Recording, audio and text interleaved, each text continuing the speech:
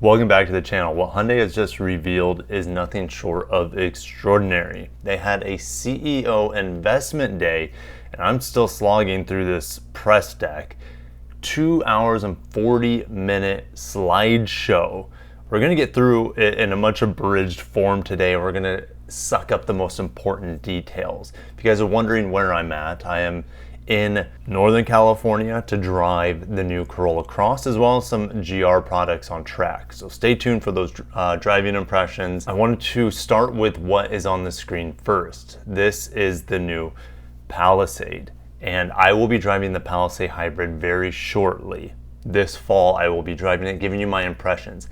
This vehicle starts off something monumental for Hyundai. It is the first with this new hybrid technology, a two-motor hybrid technology, to debut.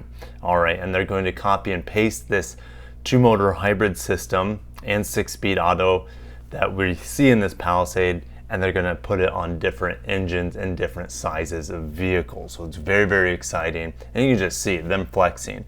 19% more horsepower versus the standard ICE model when you hybridize it. 9% more torque. 9%, keep that in mind, like it's going to feel way more torquey because you have instant torque from the electric motors. All right, so 0 to 60 is almost a second faster, and you get about 50% better fuel economy. And that's the sort of upgrades we can expect to see on the new Santa Fe hybrid when it gets this, the new Tucson hybrid, Sonata and Elantra hybrids. It's going to be all, they're going to take the fight straight to Toyota.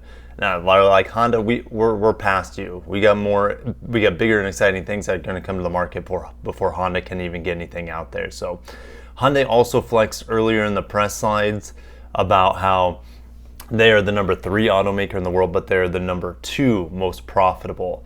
I don't know who would be in front of them. My guess would be Toyota is the most profitable. IONIQ 3 is coming to Europe. This is a Veloster, I guess, reincarnation as a fully electric. It's really cool looking. It's super fast. Here's a quick little video going on in the background of the concept of this new IONIQ 3.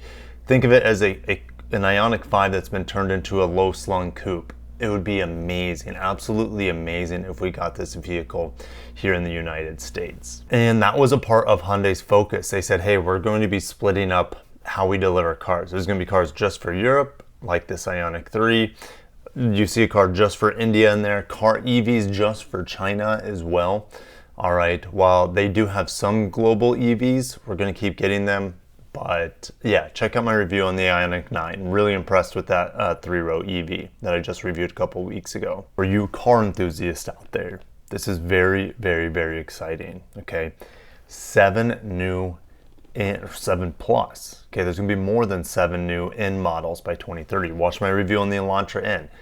Probably the most fun car out there on the market for the money. Them expanding their N models. Again, some of those will be like the i20 and i30 and kind of derivatives or sisters, brothers to the Elantra, and then we get stateside. But we see them coming in hybrid and ICE in N cars, and then you're going to see new electric flagships. You see the IONIQ 6 in here, and then who knows what this is going to be. I know my friends over at Car Confections got to drive the IONIQ 6 in over in South Korea.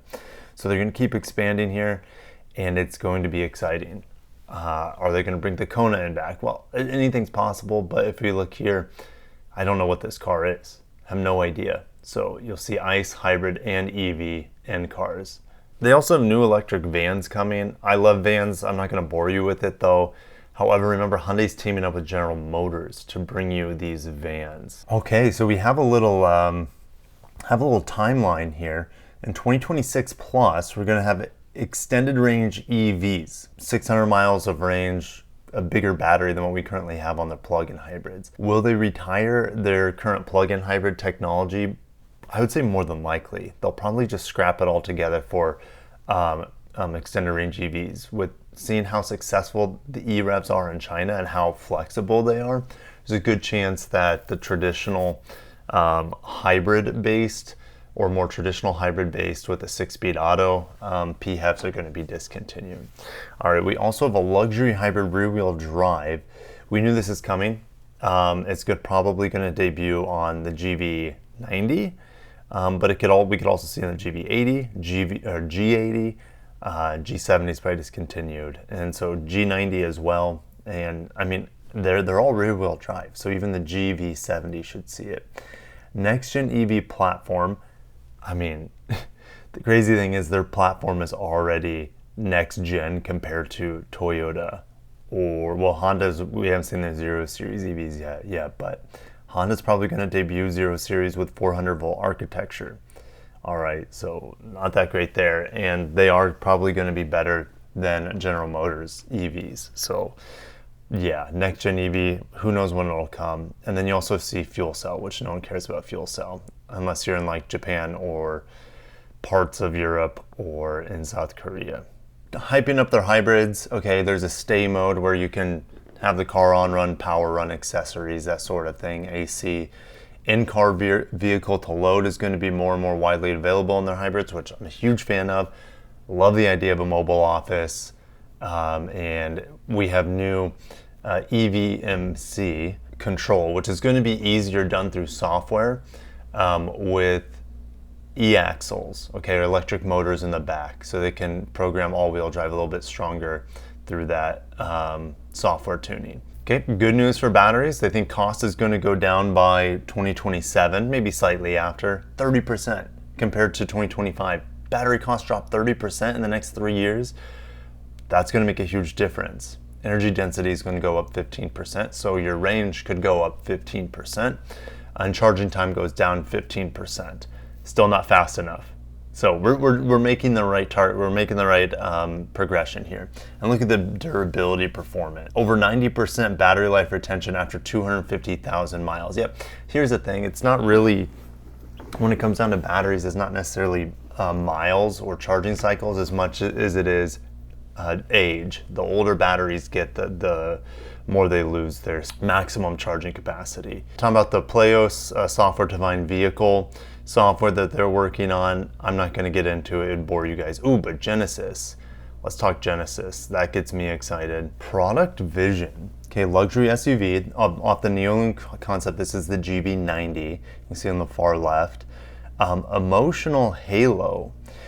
We don't really have an emotional halo right now. They have the G90 sedan in there, but you would think that they would replace that with a huge Grand Coupe. They have so many Grand Coupe concepts, so bespoke models, and then you also see high performance. Yes, Magma is on its way. Here's their emotional halo. There it is. Okay, I thought it was the G90, but here's what they say. The X Grand convertible concept. These things are going to be hyper expensive. 150, 200K would be my guess. Then you have Magma Halo, so instead of having a convertible version of this car, hardtop for better rigidity, and then insane amounts of EV torque and horsepower. Previously mentioned just a few days ago, but they're continuing to emphasize this, is that they continue to pour in billions and billions of dollars here in the US. They want to have like 80% of their cars that are sold in the US made in the US by the end of the decade. So we're heading to the Korean car blog. They have some more information here that's taken out of the press deck.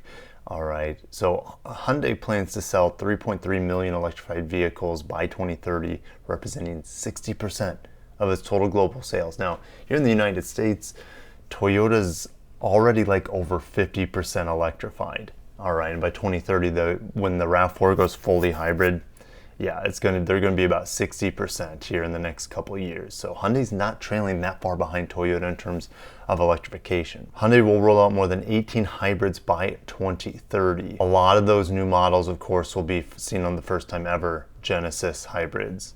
This is a big deal. They have to nail this because the current Santa Cruz is not a sales success. They never equipped it with a hybrid, and as a result, it can never really go toe-to-toe with the better packaged, cheaper, more fuel efficient, more desirable Ford Maverick. Okay, so Hyundai is back to the drawing boards, launching an all-new midsize pickup truck. What does that tell me? Well, they're going to scrap the Santa Cruz naming because it hasn't been successful. Okay, now this is body on frame, guys. Build out pickup truck portfolio and broaden customer base with potential for body on frame SUV variant. Guys, this is Frontier and Xterra. This is Tacoma and 4Runner. They're going straight for the Japanese on this. This is crazy. All right, body on before. Where would they make it? Well, they have this new Meta plant. The Meta plant in Georgia will build 500,000 vehicles per year. They're also going to be building, I think, more than a dozen different models at that Meta plant between Genesis, Kia, and Hyundai. It has to, if they want this to be successful in the US, obviously it has to be made here. Otherwise, it's going to get hit with chicken tax and additional tariffs on top of that. So there's just no way that they could build this in Korea and bring it to the United States. Okay, I could be wrong. But a mid-size pick, we have something like the Kia Tasman in other markets. We don't get in the United States. But of course, Kia could have their own sister or brother vehicle, truck, and SUV to Hyundai's. If not, that would be a huge failure, and it'd just be unfortunate for Kia, to be honest, if they don't get in on this mid-size pickup truck, body on frame ball game. And it is coming before 2030. 2030, we're just hoping Toyota also comes in with a sub-mid-size, a true Maverick fighter, but we don't know where the heck they would make it. That's the problem with Toyota. They don't have production capacity to build a small pickup truck unless they cut some Corolla Cross production in the Alabama plant and bring in some Corolla Crosses from Japan or Southeast Asia or something like that. It just, tariff situation makes things really complicated. Okay, this is what Korean Car Blog is expecting from this truck. Hybrid powertrains, I think that's a given. Now, we see really impressive EREV powertrains on mid-size pickup trucks over in China. Things like the BYD Shark, for example, and even they have a Nissan Frontier EREV over there. So maybe they could actually have some uniqueness. I would love it. I would absolutely love an EREV pickup truck or an SUV. They can absolutely crush that. Honestly, for the masses though, hybrid is the name of the game, or even non-hybrid, but more than likely with a pickup truck, it's going to be hybrid or EREV. Could they come a fully electric? Yes. But as we're seeing right now, cool down in the EV market, they're going to be in no hurry to bring in an a BEV pickup truck. Man, I mean, this really just kind of spells the end for the Santa Cruz. And who knows what they're going to name this. I mean, for Kia, they can just name it the Tasman. All right, but what the heck? What is Hyundai going to name this pickup truck? It's going to be interesting. Hyundai's not slowing down. They're on a mission to take Hyundai's on a mission, not only in the United States, but globally, to continue to spread, continue to grow, continue to stay profitable with cutting edge technology, cutting edge electrification, whether it's next gen EVs, whether it's EREVs, extended range electric vehicles, or on the next gen hybrids. And with their new production facility coming in the United States, it's going to be guns blazing for Hyundai, Kia, and Genesis. Genesis continues. Hyundai continues. Kia continues to set all-time sales records month after month so far in 2025. And it is, well, we might actually have a little bit of a lull. I'll say this.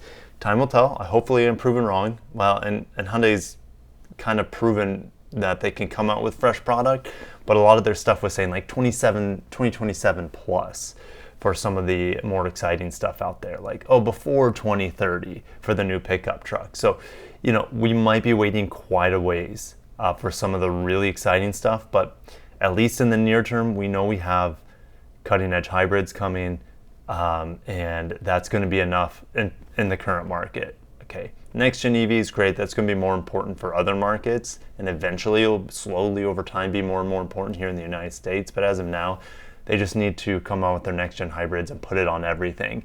And just like Toyota, there's going to be printing that money. Wow. I'll see you in the comments. Let me know if you guys are excited. What are you most excited about? Is it Genesis, their new product lineup, their hybrids, their EREVs, pickup trucks, electric van? Okay. What are you most excited for? I'll see you guys in the comments. Have a great day. And I got to get to the track. Peace.